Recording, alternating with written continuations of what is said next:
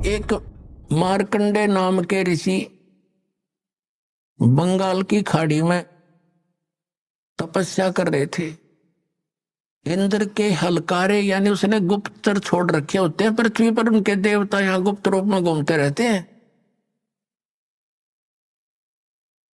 और उनके अंदर उनके ऐसे सूक्ष्म शरीर होते हैं। ये लंबी डिटेल बन जाएगी जब मैंने ये चैप्टर दूसरा शुरू कर दिया, क्योंकि आपने आज तक ज्ञान तो सुना ही नहीं है, उस अज्ञान को ज्ञान मान के ग्रहण कर रखा है। लेकिन सिंपल सा इतना है कहेंगे कि उसके हलकारे गुप्तचर सीआईडी वाले घूमते रहते हैं और उन्होंने पता लग गया कि ऐसे एक ऋषि मार्कंडे नाम के ऋषि बहुत समय से बैठे हैं, तपस्या कर रहे। इंद्र को चिंता बन गई कि कहीं तेरी गद्दी प्राप्त ना कर ले। उसके उस तप को भंग कराने के लिए, साधना को डिस्टर्ब करने के लिए उसने एक उर्वशी भेजी। एक औरत आई खूबसूरत, और उसने उस ऋषि के सामने थोड़ी सी दूरी पर डांस करना शुरू कर दिया, नाचना शुरू कर दिया। और वहां का एक सिद्धि से वहां का वातावरण ऐसा बना दिया जैसे ना गर्मी ना सर्दी, और सुगंध उठ रही हो जानो चारों तरफ से, ऐसे जानो ऐसा बड़े मनमोहक वातावरण बना दिया।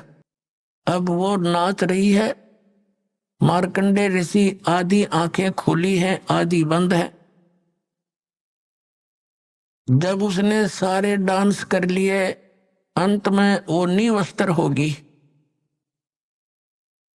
तब मार्कंडे ऋषि बोले, हे बेटी, हे माई, हे बहन, आप यहाँ किस वास्ते आई? तब उर्वशी ने कपड़े पहनते हुए कहा कि हे ऋषि, मेरे स्वरूप को देखकर यहाँ अन्य इस बनखंड के, इस वन के, डिवीजन के, इस टुकड़े के जितने ऋषि महर्षि थे उनके वो तो डामाडोल हो गए और छोड़कर इस तपने खड़े होकर लाग गए देखने मेरे को। लेकिन आप ना जाने आपकी समाधि कहाँ गई हुई थी, ये आप जानो, आप डगमग नहीं हुए। तब मार्कंडे ऋषि ने बताया कि मेरी जो समाधि थी, समाधि क्या होती है कि यहां बैठे वो अपनी दूरबीन से, अंदर की आंखों से, ये अपनी अपनी भक्ति से रेंज घटती बढ़ती रहती है। वो कह रहा है कि मैं ब्रह्मलोक में मैं डांस देख रहा था और वहां नाचने वाली औरतों की तेरे जैसी तो 7-7 नौकरानी थी। तो तेरे डांस ने के देखूं, तेरे से इतनी सुंदर थी वो, जिनकी तेरे जैसी तो नौकरानियां थी। वहां मैं समाधि लगा रहा था। अपने आत्माओं, ये तत्व ज्ञान है, इसे दूध और पानी छनेगा, अलग अलग हो जाएगा। एक तरफ तो ये है कि मार्कंडे ऋषि ने अपनी साधना को सर्वोच्च मान रखा था। तो उर्वशी कहने लगी कि महाराज, आप एक बार इंद्रलोक में चलो।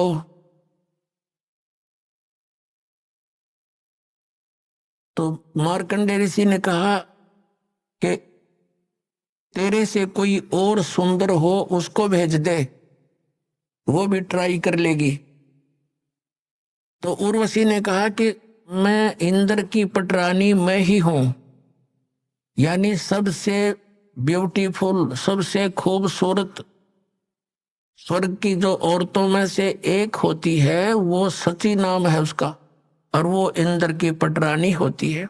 तो वो कहती है मैं ही वो सबसे सुंदर औरत हूं उस स्वर्ग लोक की, और मैं इंद्र की पटरानी यानी मुख्य पत्नी हूं। मार्कंडे ऋषि ने कहा कि जब ये इंद्र मर जाएगा तब तू क्या करेगी, क्योंकि ये तो नासवान है। उर्वशी ने कहा कि मैं 14 इंद्र भोगूंगी। अपने आत्माओं, अपना पैमाना लगा लियो, आप क्या भक्ति कर रहे हो और क्या प्राप्ति होगी इस मार्ग को छोड़कर अन्य जो साधनाएं करते हो वहां से। अब वो क्या कह रही है उर्वशी, वो कितनी पुण्यात्मा थी, उसने कितने धर्म और पुण्य किए होंगे। वो कह रही है कि ये 14 इंद्र मर जाएंगे, अपना शासन काल पूरा करके इनकी मृत्यु होती रहेगी और मैं 9 की 9 बनी रहूंगी। मैं इनकी पत्नी रहूंगी, यहाँ की पटरानी, ये भी एक पोस्ट है, और नेक्स्ट इंद्र की वह पत्नी बनेगी। ऐसे वो 72 चौकड़ी युग है, सतयुग, त्रेता, द्वापर, कलयुग, ये 4 युगों का एक चतुर्युगी होता है। ऐसी 72 चतुर्युगी तक ये ब्रह्मा का एक दिन होता है, 1008 चतुर्युग का, और फिर रात्रि में वो नष्ट हो जाते हैं। तो कहते हैं इस एक दिन में, ब्रह्मा के दिन में 14 ये इंद्र नष्ट हो जाते हैं। तो ये क्या कहती है कि ब्रह्मा के एक दिन में 1008 चतुर्युग तक मैं तो नो की नो पत्नी बनी रहूंगी, यहाँ की स्वर्ग की देवी, और जितने जो इंद्र हैं वह 14 इंद्र मरते रहेंगे, मैं कांस्टेंट रहूंगी जब तक, फिर मेरी भी मृत्यु होगी। अब मार्कंडे ऋषि परिचित थे उनसे। मार्कंडे ऋषि ने कहा कि 14 इंद्र भी मरेंगे जब तू क्या करेगी। तो क्या बताती है, नियम बताती है, उसका प्रतिफल बताती है, सच्चाई बताती है कि जितने इंद्र मैं भोगूंगी वो तो गधे बनेंगे मृतलोक में, पृथ्वी पर, और मैं गधी बनूंगी। मार्कंडे ऋषि माथे माथ मारता है, फिर जहां का राजा गधा बने और वहां की पटरानी गधी बने, तो मुझे ऐसे लोक में क्यों ले जावे थी तू। तब उस इंद्राणी ने कहा कि इसलिए ले जाना चाहती थी कि मेरी इज्जत रह जाती, नहीं तो मेरी मजाक करेंगे, मुझे सजा दी जाएगी कि तू हार के आगी। या दंड देता है वो जो उस जिन लड़कियों को भेजता है किसी को, जैसे विश्वामित्र तपस्या करे था, उर्वशी भेज दी इस इंद्र ने, उसके साथ उसका संपर्क हो गया। एक लड़की होली ना जब जन्म करके और छोड़ के जाती रही अक्षमाल ऋषि जी, फिर वो विश्वामित्र रोनता अंडा। तो ऐसी स्थिति है इनकी। अब वो क्या कहती है कि मैं अपनी इज्जत रखने वास्ते, और ऐसे वो इंद्र इन उर्वशियों को और लड़कियों को जो स्वर्ग में सुखी मानते हैं, स्वर्ग में सुख हो जाता है, उनका वो नौकर है उसके सारे उस इंद्र के, और उनको बाई फोर्स भेजता है कि जा उसका धर्म भंग करके आ, नहीं तो तुझे सजा दूंगा। वहां कोड़ों से पीटी जाती हैं औरतें जो स्वर्ग के वासी कहलाते हैं। इस डर के मारे वो कह रही है कि मुझे दुआगन करेंगे, सजा दी जाएगी, आप एक बार चल पड़ो। तब मार्कंडे ऋषि ने कहा था कि किस लिए ले जाना चाहती थी, कि अपनी इज्जत रखने के लिए, नहीं तो यूं कहेंगे तू भी हार का आएगी। सबसे सुंदर थी, सबसे शक्तिशाली थी। जब मार्कंडे ऋषि ने कहा ए बोली आत्मा, तू आज भी गधी, क्योंकि 14 खत्म करेगी, और मृत्यु के बाद तू स्वीकार कर रही है परमानेंट गधी, तो फिर गधी का भी इज्जत किसी, और इज्जत की ठेकेदारनी बनी बैठी, तो भाग यहां से। फिर क्या हुआ कि इंद्र आ गया वहां पर, स्वर्ग का राजा आ गया और कहने लगा, हे बंद निवाज, हम हारे तुम जीते, इंद्र की गद्दी प्राप्त करो। मार्कंडे ऋषि कहने लगा, अरे अरे इंद्र तू क्या कह रहा है, इंद्र की गद्दी तो हमारे लिए काग की बीट है, हमें नहीं चाहिए, तो ये रख अपने को। और फिर मार्कंडे ऋषि ने कहा, इंद्र बात सुन बैठ जा। अब इंद्र तो खुश हो गया कि ऋषि ने बख्श दी मेरी गद्दी वापस, अभी हमने तो इतना ज्ञान है। तब समझाने की चेष्टा की मार्कंडे ऋषि ने कि देख, मृत्यु के उपरांत तू पशु बनेगा, गधे की योनि में जाएगा, आजा तुझे ऐसी भक्ति बता देता हूं, तेरा मोक्ष हो जाएगा, ब्रह्मलोक में चला जाएगा। अब इंद्र क्या कहता है कि महाराज जी ये तो मौज करने दो, फिर देखूंगा, फिर बोलो। अपने आत्माओं सब के वही बीमारी है जो इन स्वर्ग के देवताओं तक के, आपने भी यही है। अब जैसे ये दास किसी को, अपने मित्र प्यारे को, जैसे दास जूनियर इंजीनियर की नौकरी करता था जेई की, तो उन अपने साथियों को भी कोशिश की समझाने की, जो जिसको थोड़ा सा ज्ञान स्वभाव था उसको बैठा के समझाने की चेष्टा की। तो वो क्या कहता, भाई फिर देखेंगे, फिर देखेंगे, फिर के देखा है गधा बने पाछा तो कुमार देखेगा, फिर 2.5 मन का बोरा कमर पर और लाठी कब लगेगी गट्टियां पे। देखना अब देख, संतों के विचार सुन और बुराई छोड़ भक्ति कर। देखना तो अब फिर क्या देखेंगे। वास्तविकता ये होती है कि कोई तो गुटी सुटी लावे, 2 पैसे का ब्यों तो दे, बकवाद शुरू करता है प्राणी।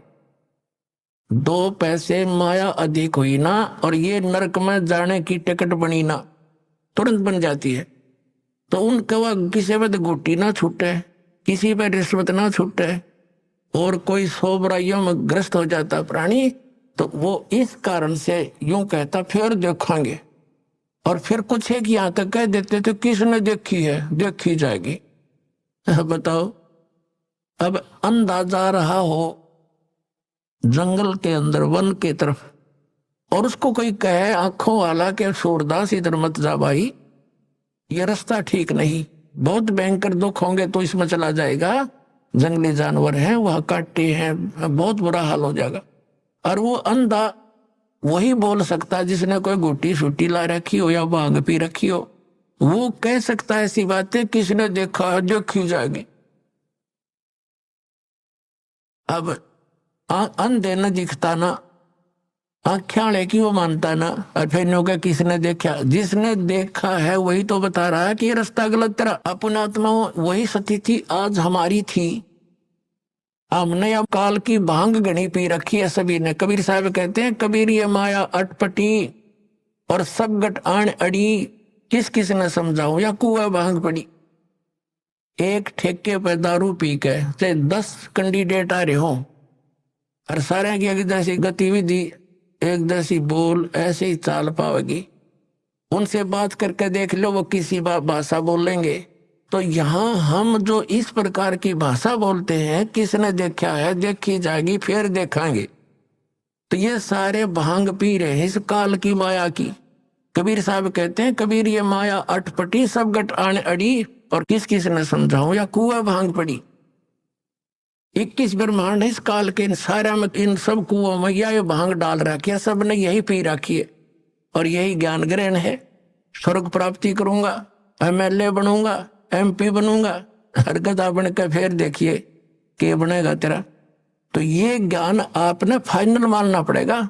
ये कोई डूम बाट के गीत नहीं है क्यों किसी कभी सर ने गा दिए 2 रोटी के रोले में, नहीं, ये समर्थ के आई हुई बताई हुए ज्ञान है, ये फाइनल समझ लेना।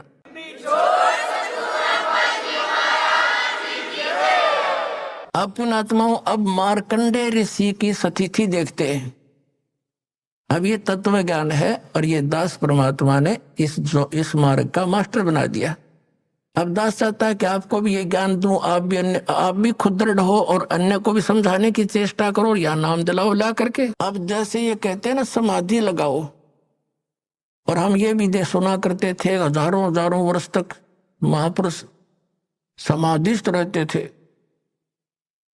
ये मन इतना उस्ताद है, आप कहीं बस की इंतजार में बैठ जाओ ना बस स्टैंड पर, आपको ये मालूम भी हो कि आध घंटे में आओगी बस, फिर भी मन 2 मिनट के बाद उठ कर न देखेगा, कोई भी खुड़का सुन जा, यानी वहां भी ना चैनते बैठने देता ये। और ये समाधि में बैठने दे वैसे बैठने दे किसी को। जैसे आप सिनेमा देखने जाते थे, अब तो नहीं जाना है, तो उसमें 3 घंटे का पता नहीं लगता, क्योंकि उसमें नए नए सीन देखने को मिलते थे, और 3 घंटे ऐसे कट जाती। वो मन की खुराक थी, वहां आराम से टिका रहता है, और 3 घंटे वो खत्म होगी रही जल्दी खत्म। टाइम देखकर पूरा 3 घंटे लग गए, जैसे 10 मिनट। अब जो ये समाधि लगाने का ढोंग करते हैं, इनके विषय में सूक्ष्म वेद में बताया परमात्मा ने कि डंब करें डोंगर चढ़े, अंतर झीनी झूल, और जग जाने बंदगी करे, ये बोल सोल बबूल। जैसे ये देखे होंगे संत साधु पहाड़ पर या टीले से पे ऊंचे स्थान पर बैठेंगे वृक्ष के नीचे, और समाधि दो बैठ जाएंगे आसन पदम लगा के, तो दूर से दिखे वो कौन बैठा है। नगर वाले देखे भाई महात्मा बैठा तपस्या करे, फिर लाइन लग जाओ माथा टेकनी आएगी। तो परमात्मा कहते हैं डंब करें, डंब माने लोग दिखावा पाखंड करते हैं, आडंबर करते हैं। दंब करें डूंगर चढ़े, ऊंचे स्थान पर बैठेंगे, और अंतर झीनी झूल, अंदर नो की नो को बदे और जग जाने भक्ति करे, यो वो है सूल बबूल। अब मार्कंडेय ऋषि जो समाधिस्थ हो चुका था, बहुत दिनों तक बैठा था, वो क्या देख रहा था? उसने आप स्पष्ट कर दिया कि जहां मेरी समाधि थी वहां मैं डांस देख रहा था, और वहां ब्रह्मलोक के अंदर मेरी समाधि पहुंच गई थी, और वहां नाचने वाली इतनी खूबसूरत औरतें हैं तेरे जैसी, तो वहां बंदी नौकरानी थी उनकी। तो ये मन न्यो टेका रहा था इन ऋषियों का। अब जैसे पुण्यात्माओं, हमारे शरीर में चैनल लगे हुए हैं, चैनल। ये चैनल जो है ये कैसे हैं? जैसे कमल है, हमारे चक्कर बोलते हैं जिनको, शरीर में चक्कर है, एक मूल चक्कर, फिर स्वादिष्ठान चक्कर, इनको कमल भी बोला संतों ने, और फिर नाभि चक्कर, फिर हृदय चक्कर, और कंठ वाला कमल चक्कर, और फिर त्रिकुटी चक्कर, त्रिकुटी कमल। तो ये क्या है? ये समझ लो कि एक टेलीविजन के अंदर चैनल लगे हुए हैं। जिस चैनल को आप ऑन कर दोगे, वर्किंग में कर लोगे, उस टीवी के अंदर जिस स्थान से वो प्रोग्राम रिले हो रहा है, वो स्थान तो कहीं और है, और दिखाई दे रहा टीवी में, एज इट इज दिखाई दे रहा है। तो ऐसे ये ऋषियों ने हठ योग किए। लंबी आयु थी पहले, सतयुग में 1,00,000 वर्ष की आयु होती है, और त्रेता में उससे कम हो जाती है, 10-10 हजार वर्ष की आयु होती है, और द्वापर में 1-1 हजार वर्ष की। प्रारंभ में ज्यादा होती है, लास्ट में 1,000 पे अंत होता है, और कलियुग के अंदर ये आपकी लास्ट में 20 वर्ष की आयु रह जाएगी, और शुरुआत इसकी ऐसे ही कई सैकड़ों वर्षों से हुई है। अब क्या हुआ? वो क्या देख रहा था? उसका चैनल ऑन हो गया, और उसने क्या दिखाई दे रहा था? ब्रह्मलोक। ब्रह्मलोक में डांस देख रहा था, और कभी कुछ दिखाई देता है, कभी कोई झरने आ रहे हैं, कितने कोई ऐसे सवारी जा रही है, कोई नाच हो रहे हैं, कई झरने बह रहे हैं, ये देखते रहते हैं अंदर। तब ये मन टेके ना टेकन दे इसने। अब उससे क्या होता है? ये ऋषि लोग साथ में ओम नाम का जाप भी करते थे। तो ओम नाम के जाप से और इस हठ योग से क्या होगा? ओम नाम के जाप से मार्कंडेय ऋषि ब्रह्मलोक में जाएगा, क्योंकि उसके ब्रह्मलोक तक की साधना हो चुकी थी। गीता जी अध्याय नंबर 8 के श्लोक नंबर 16 में स्पष्ट किया है कि ब्रह्मलोक पर्यंत सभी लोग पुनरावृत्ति में हैं। वहां गए हुए भी जन्म मृत्यु को प्राप्त होते हैं। अब मार्कंडेय ऋषि अपनी साधना को मोक्षदायक मान रहा था, सबसे बढ़िया मान रहा था, उसकी भी कुछ भी ना पाइया। अब पुणात्मा, जैसे गीता जी अध्याय नंबर 4 के श्लोक नंबर 25 से लेकर 30 तक यही निर्णय दिया है कि जो भी साधक जो साधना कर रहा है, वो अपनी साधना को पापनाशक माने बैठा है। चौथे अध्याय के 32वें श्लोक में कहा गीता जी में कि इस प्रकार के वास्तविक जानकारी, धार्मिक अनुष्ठानों की जानकारी, साधनाओं की जानकारी सच्चिदानंद घन ब्रह्म की वाणी में विस्तार के साथ कही गई है, वो तत्व ज्ञान है।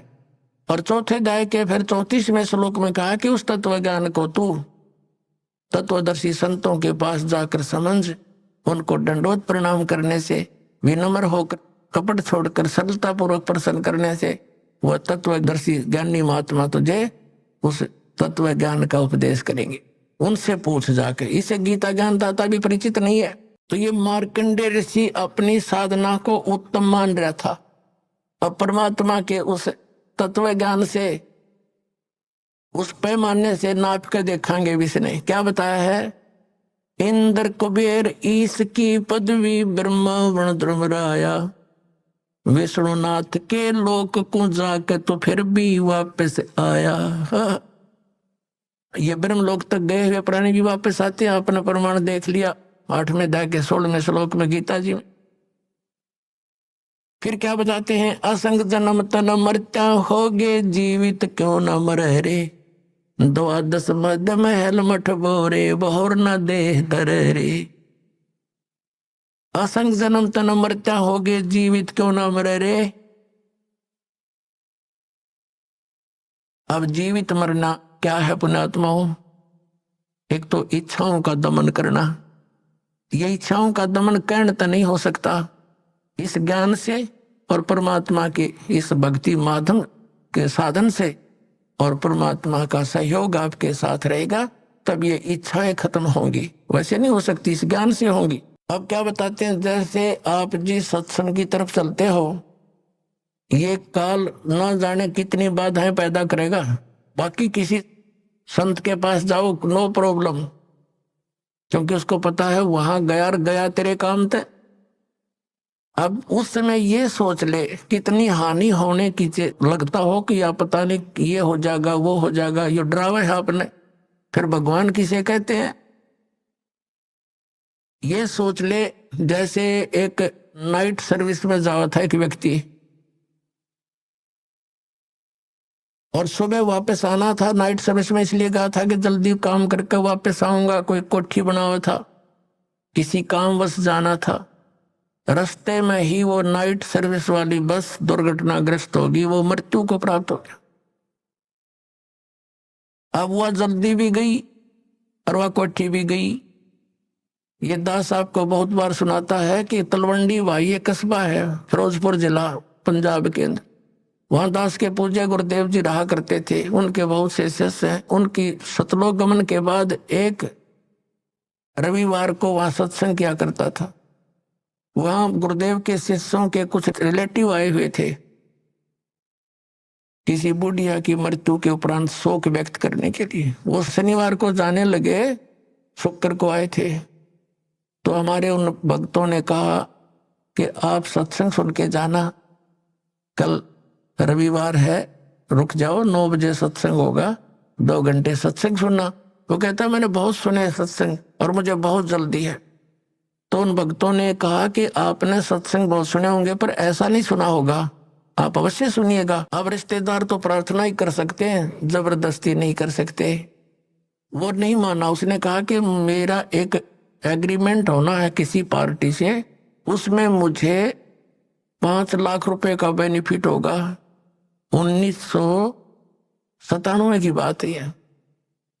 1997 में 5 लाख तो आज के 1 करोड़ समझ लो। अब उसने नहीं माना, शाम के समय चल पड़ा शनिवार को, यानी थोड़ा सा दिन रहता था। चंडीगढ़ के निकट जाकर के एक ट्रक खड़ा था बजरी का भरा हुआ, बजरी रोड़ी का, और उसकी किसी डिफेक्ट हो गया था। पिछले पहियों में दोनों पहिए निकाल रखे, बैक के चारों, अगले पहिए 2 शेष थे और पीछे जैक ला रखा था। अब उसने तो 5 लाख दिखाई दिए थे, मारुति कार थी, पूरा परिवार था। वह ट्रक के नीचे घुस गई स्पीड पे। वो पहले तो जैक गिरा, वो पूरा लोडेड ट्रक उसके ऊपर गिर गया, चारों के चारों सदस्य वहीं मर गए। अब चाट ले उस 5 लाख के बेनिफिट ने, सिर पर धर ले उसको ठी ने। परमात्मा कहते हैं राम नाम कड़ुआ लगे, ये मीठे लगे दामे, दुविधा में दोनों गए, माया मिली नारा में। और जय वो रुक जाता, कहते संत सन में आणते आई टले बला, और जब मस्तक में सूरी हुआ काटे में टल जा।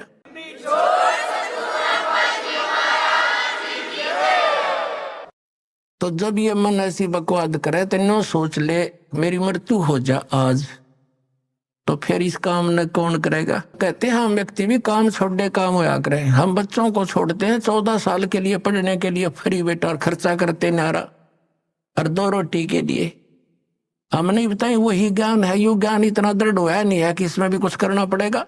इतना शीश दे देंगे हम इसमें भी, जब ये समझ में आओगा। ये कंपलसरी है, ये तो बहुत जरूरी है, अनिवार्य है हमारे लिए, और वो मजबूरी है पेट के लिए। तो ये सोच ले कि मेरी आज मृत्यु हो जा, फिर कौन करे।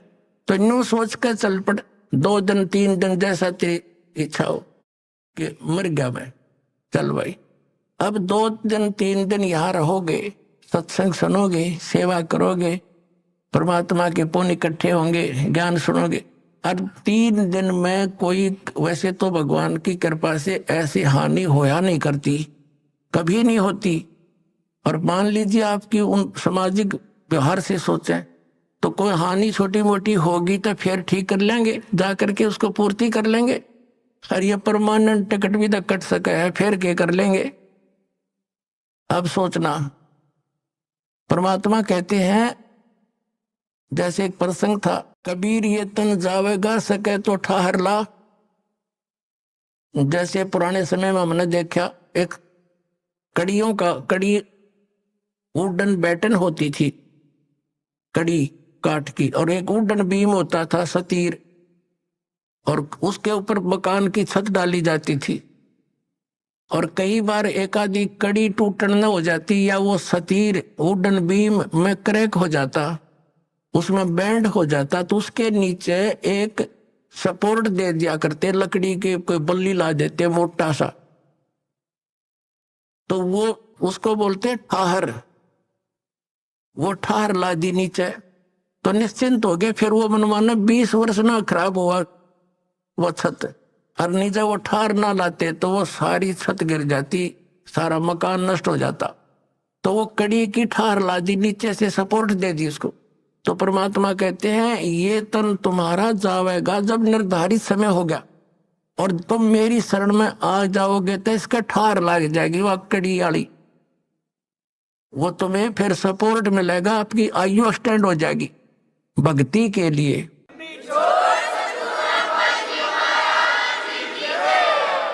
अब कबीर परमात्मा कहते हैं, कबीर ये तन जावेगा, और सके तो ठाहर ला, लगा सकता है तो लगा ले ये सपोर्ट को। क्या बताइए ठाहर, एक सेवा कर सतगुरु की और गोविंद के गुण गा, यानी सतगुरु को खोज कर पूरे संत से उपदेश लेकर नाम जाप कर, फिर यह ठाहर लग जाएगी, यह तेरी एक्सटेंशन हो जाएगी आयु की। अब क्या बताते हैं कि असंग जन्म तन मरता हो गए, जीवित क्यों ना मरे रे। और 12 मद महल मठ भोरे, बहुर ना दे धरे रे। अभी तक 10वें द्वार तक ही की महिमा आप सुनते आए हो। 10वां द्वार पार हो गया पार। ये 10वां द्वार तो एक ब्रह्मांड के ही अंदर रहता है। और एक कबीर पंथी है जम्मू में, उसके सत्संग सुनते हैं, वो उसके भगत बताते हैं, हमारा गुरुजी गर्मी खिड़की बताओ, गर्मी खिड़की है। वो नौका मेरे जैसा ज्ञान धरती पर नहीं, पूरे विश्व में नहीं। एक हल्दी की गांठ से पंसारी नहीं बनता। और 11वां द्वार तो काल के ही जाल में है। जिस 11वें द्वार की वो उसने पता ही नहीं क्या है, बोला सुरती में है, सुरती में है, सुरती में 11वां द्वार। सुरती तो द्वार के अंदर से पार होएगी, इन्हें खक नहीं पता, ज्ञानिया ने मूर्ख बना रहे जनता को। अब क्या बताया है कि 11वां द्वार जो है 21 ब्रह्मांड है इस काल के, 21 ब्रह्मांड को पार करके, और 7 संग ब्रह्मांड है उस अक्षर पुरुष के। उस अक्षर पुरुष के लोक में प्रवेश होते हैं सरपुरुष के लोक से, तो वो है 11वां द्वार जो अक्षर पुरुष के लोक में प्रवेश कराओगा। लेकिन अक्षर पुरुष के लोक में फिर हम यहीं रह गए, पार नहीं हो सके। तो फिर 12वां द्वार है जो 7 संख ब्रह्मांड काल के पार करके और सतलोक में प्रवेश करता है। इन सब जगह लोक लगे हुए हैं और इस सतनाम के बगैर वो खुल नहीं सकते। तो वहां 12वें द्वार को पार करके वो सतलोक है, वो स्थान है जहां जाने के बाद फिर लौटकर प्राणी संसार में कभी नहीं आते। उनका जन्म और मरण का दीर्घ रोग समाप्त हो जाता है। असंग जन्म तन मृत्या हो गए, जीवित क्यों ना मरे रे। और 12 मद महल मठबो रे। 12वां द्वार पार करके वहां वो मठ है, वो स्थान है, बहुर ना दे धरे रे। जहां जाने के बाद फिर लौटकर कभी संसार में यहां नहीं आते। ये मिट्टी की देह प्राप्त नहीं होती, वहां तो नूरी शरीर मिलता है। फिर बताया है कि दोजक बहिष्ठ सभी तय देखे राजपाट के रसिया। और 3 लोक से तृप्त नाही यो मन भोगी खसिया। यहाँ एक सरपंच बन जाता है तो इच्छा बनती है चेयरमैन बनूं। चेयरमैन बन जाता है तो सोचता है अगली बार एमएलए का दाव लगे। एमएलए बनने के बाद उसकी नीयत होती है कि मैं मंत्री बनूं। मंत्री के बाद उसकी नीयत ऑटोमेटिकल काल प्रेरणा है कि मुख्यमंत्री बनूं, तब बात बने ना तो कोई आनंद नहीं आया। मुख्यमंत्री की नीयत रहती है कि मैं प्रधानमंत्री बनूं। हर जो बनना था वो तो काम करा नहीं, और फिर गदा संतरी बने मेरे कहने, क्योंकि तब से राज राज मदमानम और जन्म तीसरे शुक्र सवानम।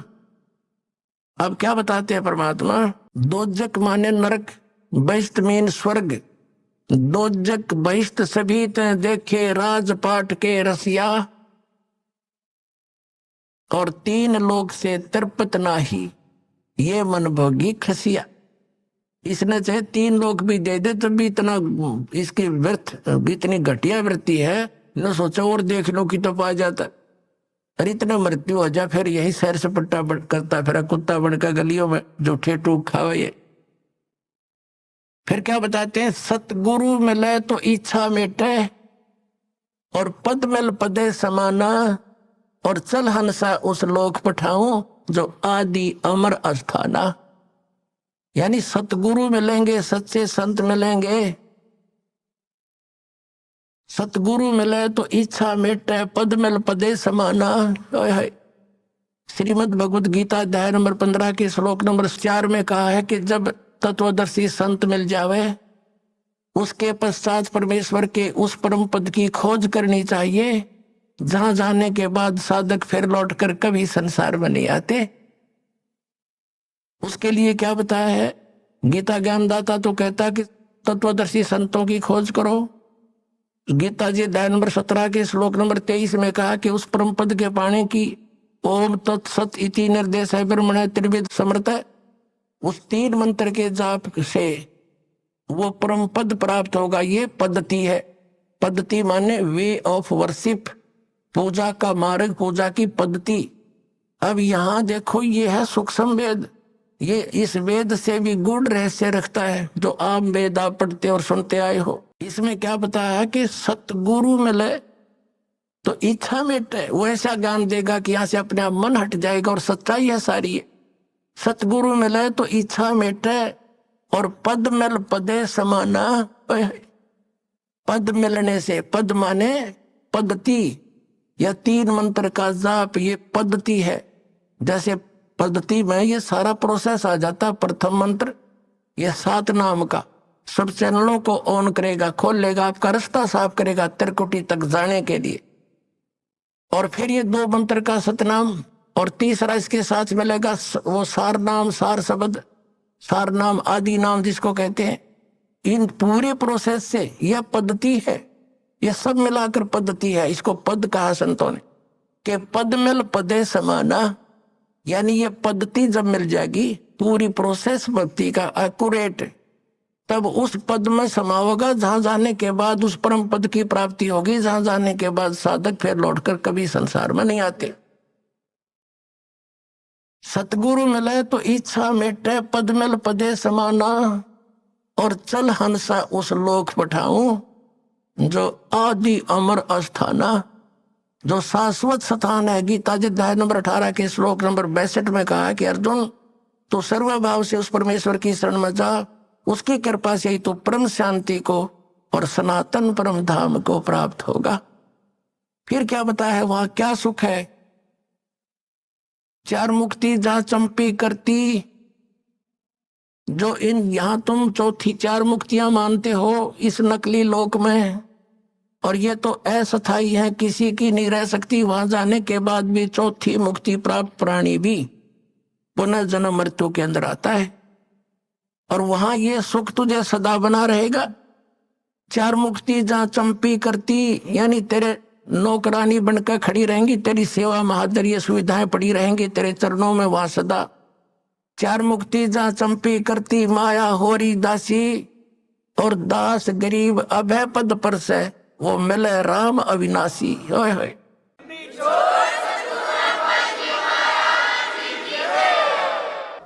और गरीबदास जी कह रहे हैं, दास गरीब अभय पद पर से, वहां कोई चिंता, कोई टेंशन, कोई भय नहीं मृत्यु किसी प्रकार का भी। और वो मिले राम अविनाशी। गीता जी अध्याय नंबर 15 के श्लोक नंबर 17 में कहा है कि उत्तम पुरुष है तू अन्य परमात्मा इति उदारते, यह लोक धर्म आविश्य विवर्ती। अवय ईश्वर है, वो है अविनाशी भगवान, वो परम अक्षर ब्रह्म है, वो कबीर देव है, वो कबीर परमात्मा है। और इस साधना से मिलेगा तो दास बताओगा ना, कहीं नहीं मिलेगा आपको। बोलो सतगुरुदेव।